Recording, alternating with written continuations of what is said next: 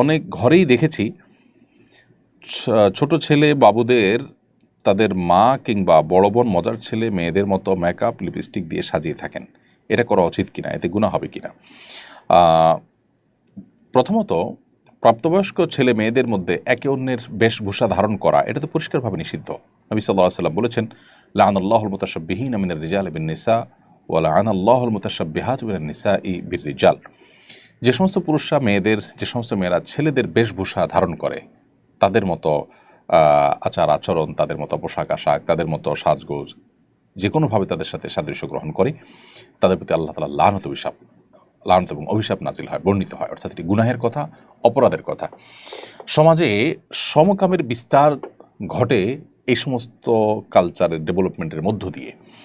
আজ অত্যন্ত সূক্ষ্মভাবে গোটা পৃথিবীতেই প্রত্যেকটা সমাজের পরতে পরতে এই নারী পুরুষের ভেদাভেদকে তুলে দিয়ে সমকামিতার পথকে সুগম করার একটা চেষ্টা চলমান আছে। এটি সাধারণ একটি বিষয়, যেটি আমাদের জানা থাকার কথা অনেকেরই।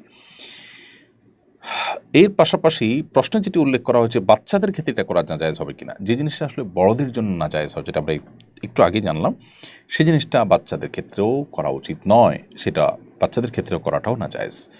সেই জিনিসটা আমাদের মাথায় রাখতে হবে। তবে বাচ্চার কোনো গুনাহ হবে না, যেহেতু সে কোনো কাজ করেনি, কিন্তু যে সাজাবে সেই প্রাপ্তবয়স্ক হলে তার গুনাহ হবে। দুষ্টুমি করে রসিকতা করে হলেও এরকমটি করা উচিত নয়, যেহেতু এখানে শরিয়ার একটা বিধান লঙ্ঘনের ব্যাপার রয়েছে এবং এটার কারণে মনস্তাত্ত্বিক একটা পরিবর্তন হয়, যেটি আমাদেরকে গুনাহগার করে।